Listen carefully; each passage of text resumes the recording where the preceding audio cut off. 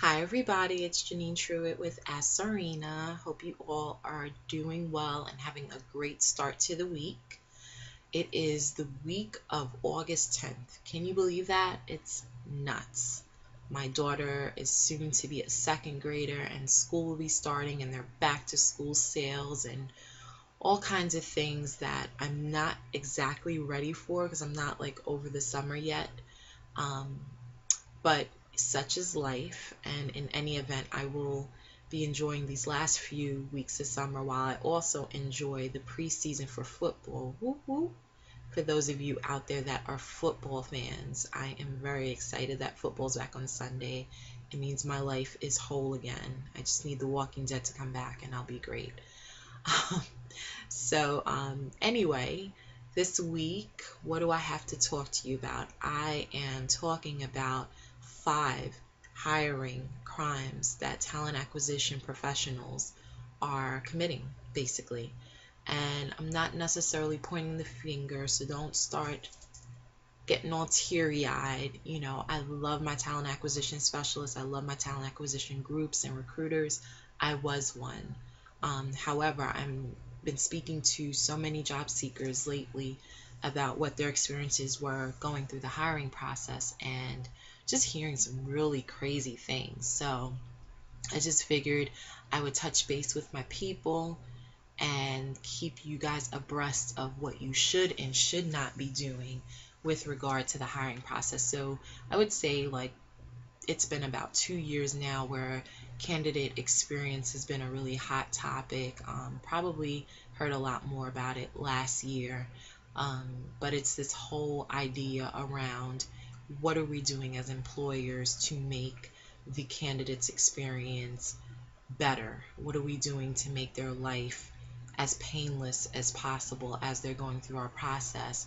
And so there's been a lot of focus both on the tech side and even from the more tactical end of HR on, what does the process look like? Does it make sense to the candidate?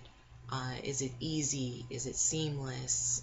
Are there bottlenecks? Are we paying attention to those bottlenecks? Are we using data to kind of see where we have people dropping off in the process? So those things. But what I want to get to and what I do get to in the article are just some of the things that just seem to make no sense.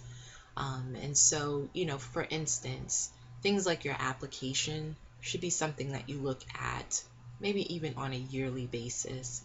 I mean, unless you really, really need something from a legal perspective or a practical perspective, your application should not be 50 pages long or 100 pages long. And you need to be very careful about the questions you're asking on there. Are they legal? I mean, things are they going to be used? Because you're not pulling the wool over my eye. I worked in an HR and I worked in a talent acquisition group, and I just know that um, to the best of your ability, you vet the information that's given to you. But if you have multiple data points and you're trying to get somebody to work as soon as possible and you've got a hiring manager breathing down your neck, there's no way in hell you are vetting that much information. You just can't do it properly. Most departments just aren't set up that way to do that successfully. So, um, it's not that I'm saying that you couldn't possibly need all of that information. There are some jobs that require more information than others and other levels of detail that have to be explored. And so I'm not at all saying that you couldn't be one of those people, but I'm saying by and large, it's a pretty basic run of the mill position.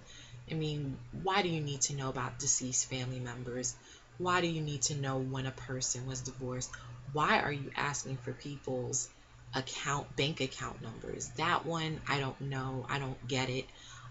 If you work in a sector that asks for this kind of information, please, by all means, do tell. Email me at talentthink@gmail.com. I really am quite interested to hear what the reasoning would be for you to ask somebody for something like their bank account information other than direct deposit. Direct deposit, voided check, got it. But this is something that cropped up recently that I was really unable to direct the person in the right manner in terms of whether or not they should be sending in that kind of information.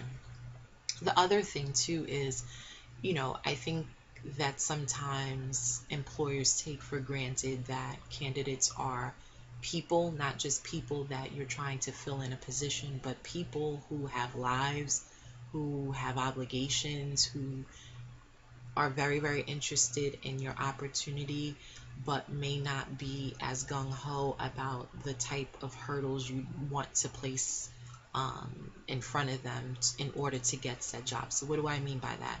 I mean that there was a time that I think employers used to place hurdles in front of job seekers or candidates just to see if they would jump over the hurdles, just to see how bad they wanted that position. And I guess there's something to that, but the fact of the matter is it's a different time. I don't think we need to play those games anymore, and I think we should really be a lot more respectful of the candidate's time.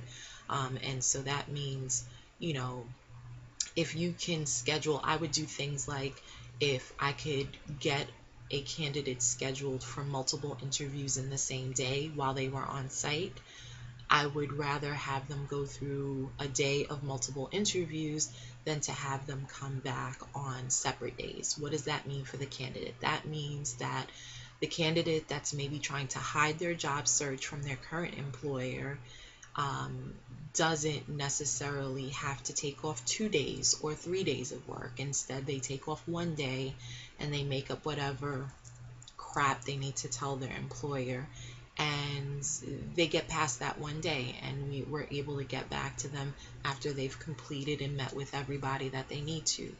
Things like that. If you need certain things to be able to offer them the position, don't give it to them in bits and bytes. Tell them what you need.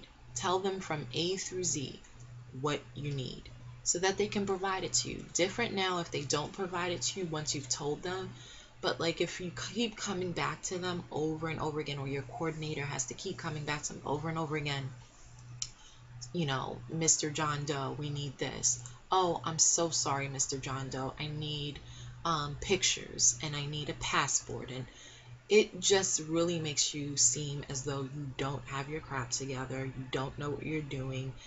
It doesn't give a very good impression of the company when you do things like this. So it's kind of in the realm of, if you tell people what you expect of them and they know what to expect, you just kind of let them be and anticipate them rising to the occasion. But this kind of wishy-washy back and forth stuff just doesn't look great. And granted, they're going to do it. They're going to deal with whatever nonsense you throw at them, quite frankly, largely because they're between a rock and a hard place. They, are probably not loving where they are, or they are unemployed.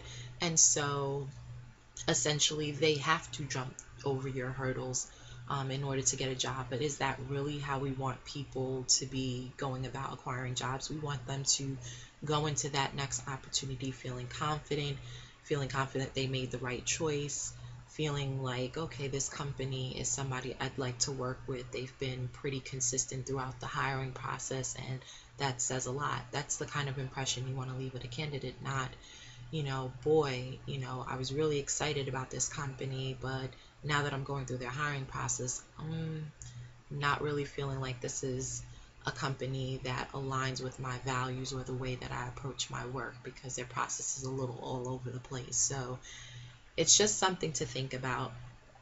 I feel like when I started out as a recruiter, these kind of